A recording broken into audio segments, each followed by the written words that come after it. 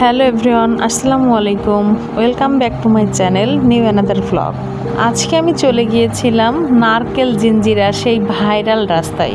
এই রাস্তাটির নাম নারকেল জিঞ্জিরা ছিল না, বর্তমানে এই রাস্তাটি ভাইরাল হবার কারণে নাম দেওয়া হয়েছে নারকেল জিঞ্জিরা। রাস্তার দুই সাইড দিয়ে শত শত নারকেল গাছ আছে বলেই এই রাস্তার নাম দেওয়া হয়েছে নারকেল জিঞ্জিরা। প্রতিনিয়ত সকাল এবং বিকালে একটু বেশি প্রচুর দর্শনার্থী এখানে আসে ভিডিও করতে, ছবি তুলতে এবং দেখতে। এই রাস্তাটি সিংহাজুলি মল্লিক বাড়ি থেকে জামলতা হয়ে গরিবপুর রাস্তায় উঠেছে। এই রাস্তাটি গ্রামের ভেতরকার একটা রাস্তা, এটা মেইন রাস্তা না, তবে এই রাস্তা দিয়ে প্রচুর পরিমাণের গাড়ি ঘোড়া এদিক দিয়ে যায়। আমি ও আমার ছোট ভাই গিয়েছিলাম নারকেল জিঞ্জিরায় ঘুরতে দেখতে। যাই হোক, এখানে যে দেখলাম যে গ্রামের ভিতরে এক টুকরো নারকেল জিঞ্জিরা।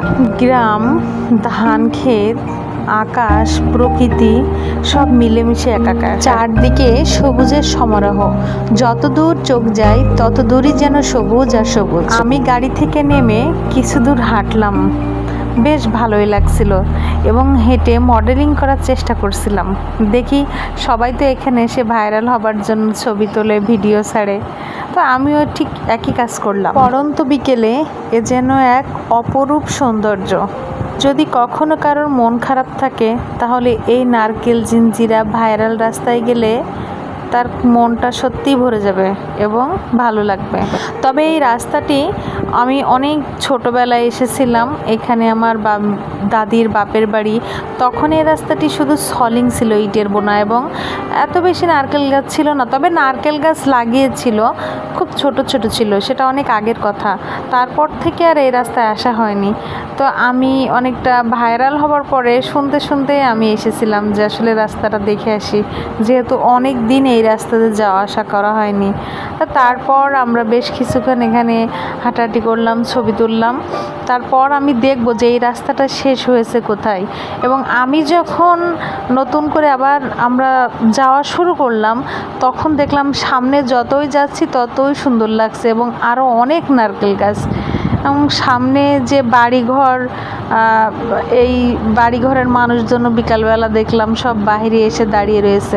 অল টাইমই দেখলাম এই রাস্তাটা ভেতরের হলো, এই রাস্তা দিয়ে প্রচুর পরিমাণের গাড়ি যাচ্ছে। যতই গ্রামের ভিতরে ঢুকছি না কেন, ঠিক এই রাস্তার দুই সাইড দিয়ে নারকেল গাছ লাগানো, অনেক নারকেল গাছ লাগানো। আমরা এই রাস্তা হয়ে উঠব গরিবপুর রাস্তার মোড়ে। তো সামনে যেতে যেতেই দেখলাম যে একটা পচা ডোবা, সেখানে লাল শাপলা। তো আমরা কিছুক্ষণ ওখানে দাঁড়ালাম, যে কথায় আছে গোবরে পুষ্প জন্মায়। তো এই শাপলাগুলো না দেখলে বোঝাই যেত না যে এত নোংরা পানি, তার ভিতরে এত সুন্দর শাপলা। তো যাই হোক, সবটা দেখে বেশ ভালো লাগলো। প্রথমে দেখলাম নারকেল জিঞ্জিরা, তারপরে দেখলাম লাল শাপলার পুকুর। তো সবাই আসবেন, ভিডিওটি কেমন হয়েছে জানাবেন। ধন্যবাদ।